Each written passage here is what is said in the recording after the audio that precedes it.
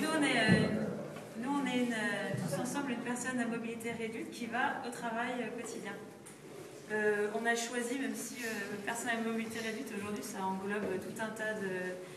Enfin, aujourd'hui, on dit ça pour les aveugles, les sourds, enfin, c'est tout, mais nous, on s'est focalisé sur quand même les fauteuils roulants, parce que on a choisi ça. Alors, il va au travail quotidien, donc il part de chez lui. Ce qui est bien, ce qu'on va voir, c'est qu'il fait comme tout le monde la plupart du temps quand même. Donc le matin, il écoute la radio, il check un peu la météo, les bouchons, des trucs comme ça chez lui avant de partir. Enfin, donc, il vit à la campagne. Ah oui, pardon, il vit à la campagne. Et il va travailler en ville. Et il va travailler en centre-ville, évidemment, parce que comme tout le monde... C'est chiant, quoi. Ouais, voilà. Parce qu'en fait, avant son accident, il faisait un peu comme tout le monde, et donc après l'accident, il n'a pas encore tout changé, il s'est dit, c'est possible de vivre normalement, il croit. Et donc... il a raison. On pense que comme ça, il a pas encore déprimé. Parce qu'il ne tiendra pas plus. Il a encore plein d'espoir. En 2015, il dit 2015, c'est mobile. Donc voilà, donc il n'a pas vraiment besoin de préparer son trajet parce que c'est le même tous les jours. Et puis de toute façon, il a un abonnement qui lui permet... enfin, son billet, c'est le même d'un bout à l'autre. Donc ça, c'est pas un souci. Donc il se met sur sa chaise roulante. Il descend en ascenseur, on n'avait pas l'ascenseur, mais bon, il y a une petite jonction. Ou alors il sort de plein pied, non, il accompagne l'ascenseur, il sort de plein pied à sa voiture spéciale, voiture privée. Dans la voiture, comme tout le monde, il écoute la radio, ce qu'il veut. Il a quand même un GPS pour lui dire si ça va rouler ou pas. Et en fait, il se rend à la gare TER. Alors, du coup, là, c'est le scénario qu'on a imaginé, ou c'est le scénario? Pour l'instant, c'est 2015. Donc là, il arrive.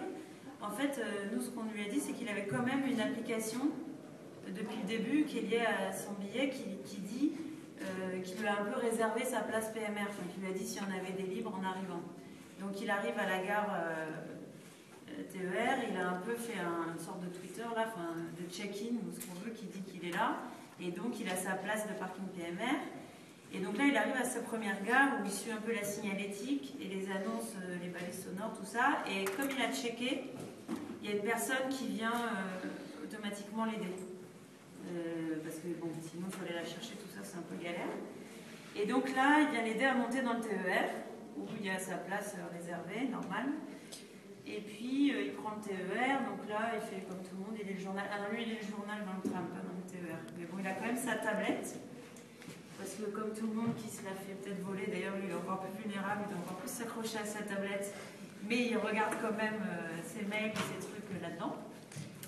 Et donc il arrive à la station d'après, ça c'est une station où il passe au tram, le tram c'est quand même un peu mieux que le TER, et donc ça il peut le faire tout seul. Donc il est quand même en galère, mais il roule et tout, et puis il va monter dans le tram. Il a quand même joué à Facebook ou à tout ce qu'il voulait sur sa tablette, parce qu'on est quand même nous on est resté dans des TER et des trams connectés, on n'a pas enlevé tout ça, on a même laissé tout ça. Et il a toujours sa chaise roulante. Là il arrive à la gare, et en fait, comme il n'y a rien d'autre derrière, c'est qu'il travaille à la gare, on a oublié de le dire. Parce qu'effectivement, à la SNCF maintenant, ils ont un quota d'agents de caisse handicapés. Donc il y a des guichets où ils servent les gens avec des places fauteuils roulants. C'est réel, en 2015 ça existe. Et donc voilà, ils travaillent à la gare du centre-ville, alors qu'on se dit, mais finalement, peut-être que la solution, c'est qu'ils travaillent à la gare de chez lui, mais ça, à la gare de chez lui, voilà, il n'y a pas encore les guichets en 2015 spéciaux. Donc voilà, les manques qu'on a identifiés. Il y en a plusieurs. En fait, c'est principalement quand même des services de continuité, enfin d'intermodalité. C'est-à-dire qu'aujourd'hui, et même en 2015, il n'y a pas encore toutes les stations de métro et toutes les stations de train qui sont accessibles. Donc, quand même il arrive à un endroit accessible, le deuxième l'est pas. Ce qui manque, c'est de relier la personne qui va venir l'aider, qu'elle soit prévenue, donc que ce soit complètement fluide. Ce qui manque, ce qu'on a mis quelque part, c'est de la civilité. Donc là, c'est-à-dire que les gens laissent vraiment leur place, la civilité de tous les gens autour. Donc ça, les opportunités, c'est un peu de créer, de continuer, parce qu'il y a déjà des choses qui ont été faites, mais de continuer la sensibilisation et de faciliter cette civilité. Et du coup, ce qu'on s'était dit et ce qu'on proposait, c'est aussi peut-être du réseau social, un peu à la façon des accompagnements d'enfants voyageant seuls, où on a le billet gratuit quand on accompagne quelqu'un, sans infantiliser. Parce que le problème, c'est toujours d'être entre le service adapté et la stigmatisation des handicaps, qui est vraiment le gros problème dans ces cas-là. Mais quand même d'avoir des réseaux où, bah tiens, je fais le même trajet qu'une personne en fauteuil roulant, je m'inscris dessus, et bah du coup, j'ai quand même des réductions, moi, sur mes trajets. Au début, parce qu'il faut bien inciter à perdre 5 minutes le matin pour aller aider les autres. Et ça, c'est un peu le côté, on n'est pas civil, on le devient. Comment on fabrique de la civilité. Au début, c'est quand même incitatif. Et donc, de créer comme ça des réseaux un peu où, bah, finalement, on n'a peut-être pas besoin d'avoir quelqu'un dédié à chaque pôle, mais quelqu'un, enfin des groupements qui se créent tout au long du trajet, qui redonnent un petit peu plus d'humain et de facilité plutôt que de toujours être stigmatisé à chaque étape. Donc voilà, donc il y a quand même d'un côté des applis, de l'autre côté des gens. Donc on reste quand même assez numérique pour faciliter. Parce qu'en fait, on avait vu que ce transport aussi il manquait du plaisir. Et du coup, la notion de réseau social et d'accompagnement amenait de l'utile et de l'agréable. Et que c'était aussi un manque de plaisir, autant pour les handicapés et les non-handicapés. Donc c'est aussi faire un lien entre les personnes qui vivent, toutes les personnes qui vivent ça au quotidien, et ramener les gens ensemble pour passer un trajet plus agréable.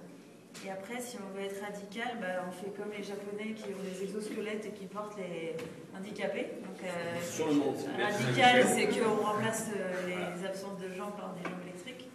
Après, radical aussi, on a dit qu'on venait brancher, on venait faire de la motorisation en libre service. C'est-à-dire que c'est dans la station de Vélib, il y a une place en plus qui est genre je recharge. Parce que bon, au début, on s'est dit, bon, bah là, on vient chercher un fauteuil roulant, mais c'est compliqué parce que ça recrée une étape. Donc, c'est j'ai mon fauteuil roulant et je viens le motoriser. Donc, voilà, on s'est dit que le fauteuil roulant sur la route, c'était pas terrible et qu'il y avait là un nouveau transport. Il y a un manque et puis donc il y a cette espèce de station libre-service. Et ce qui est intéressant dans ces trucs-là aussi, c'est de se dire que à un moment donné, le service, il se crée pour un handicap et généralise à tout le monde et pas l'inverse. Et donc là, c'est là qu'on non seulement on stigmatise pas, mais on ouvre sur les autres. Donc c'est des espèces de nouveaux transports. On a mis de côté tous les problèmes économiques, hein, on est d'accord. De toute façon, on va pas en parler. Donc c'est la carte budget qui vous a manqué. Mais non, c'est payé par la société, ça c'est dans l'avantage. On n'a pas manqué.